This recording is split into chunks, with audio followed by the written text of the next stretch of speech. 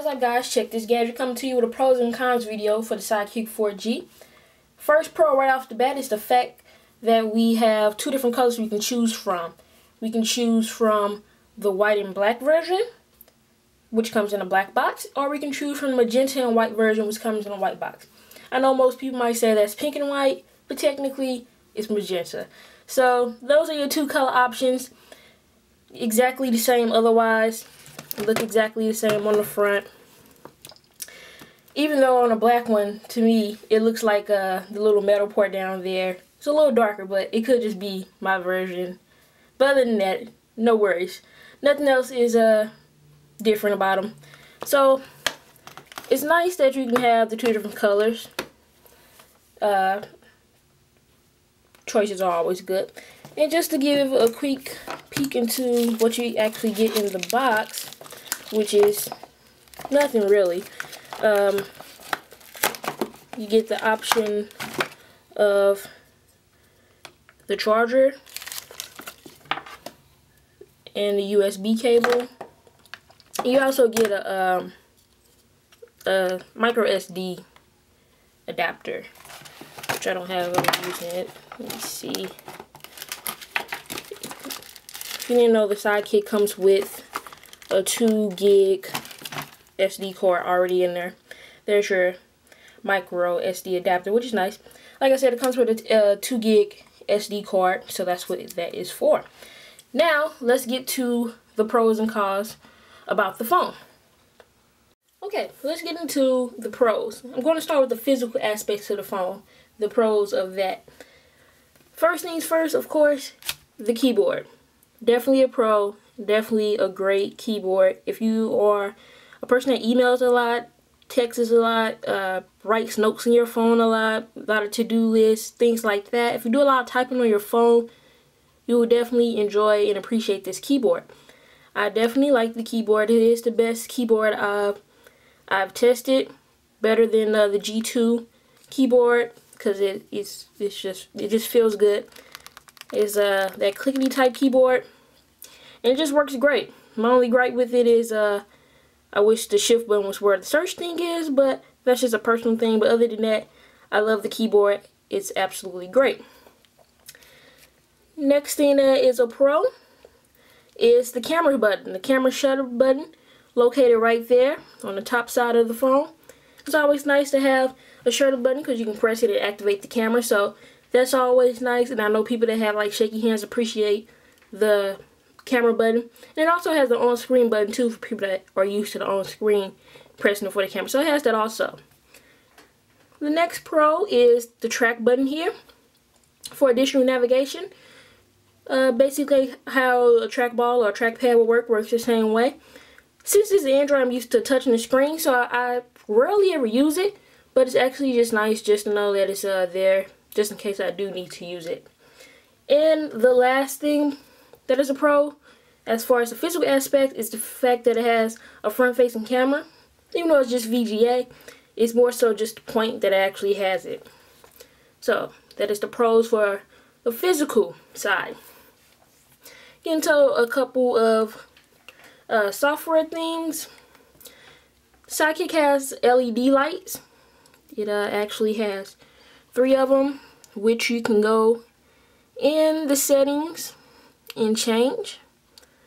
Go to LED settings, and you can, I don't know if you can see that, you can put it in there for missed call, email, text messaging. You got the option to choose from red, blue, purple, or none. So that's nice, and it'll show you how it will blink. So that is nice. The shortcut from the home screen, they made it where if you swipe up, it will take you to a shortcut of your choice. That can be anything. So I just have it go into that right now. And then the jump cut keys. So here's your jump key, which is a Sidekick thing, and basically it acts as how if you was to double tap the home button, it brings up your latest tasks. If you double tap the home button on the Sidekick, it brings down your notification bar. And so that's what the jump key does, acts like that. And then also you have the option to use your jump key in a letter, and it will go to different things. So jump key and I press B, that will go to my browser if I have my SIM card in here. And you can set all 26 letters, so that's definitely a nice feature. Software related, some of the things we like, you just adjust for the screen here. Software related, we have the status updates from the notification bar, which is that right there. You can, as you can see, update to Facebook, Twitter, or MySpace, which I'm surprised they're still doing MySpace. But yeah, so that's a nice feature, especially if you're heavy into the social networking thing. Next, I want to show you the sticky message. This is if you want to sticky a text message, say someone sent you directions or, you know, important text message you just want to remember, you might need to refer back to. You can stick it as a widget on your home screen here. Can't think. You can do up to 20 of these, I believe. I have 2 just to show you how it will look if you're going back and forth. The next thing is cloud texting, which if you looked up some technical reviews, I'm sure they talked about. I don't have it set up here, but allows you, there's cloud texting, allows you to email from your computer. So that's a nice little feature. And then the group texting, which I have the widget set up here. So here's group texting, just to show you how it would look if you was to set up a group basically. Here's my test group. Send out a text message and it shows there, so if they was to reply, it will show it all here on this widget. So that is nice, especially if you have a consistent group that you need to text and stuff like that. And also the other nice thing is has the pinch to preview the home screens, but also gives you the ability to rearrange them. Now I know most phones are starting to do this pinch to zoom, but you can't always rearrange them. So that is a nice pro. And the last of the pros is the call quality. Call quality is very good, sounds very good. The ability that you can use it as a hotspot and Wi-Fi calling, definitely a pro. It's a 4G device, whether you consider that full 4G or not, it is a 4G, considered a 4G device, so that is a pro. And its battery life is a pro because it lasts me throughout the whole day, and I never had an Android phone that does that. It does have a smaller screen, so you know that's going to save on battery life, of course. And so those are the pros of the device. Now let's get to the cons. Cons of the device: it comes with a 2 GB memory card. Granted, it does come with one, but it's 2 GB. They could at least do 4, 8. You know, they're not nothing to make to these companies. The 3.5-inch screen going to be small for a few, for some, coming from the bigger 4-inch, 4.3-inch devices, but I think you'll get used to it. And the keyboard is definitely worth the sacrifice. The home button is up here.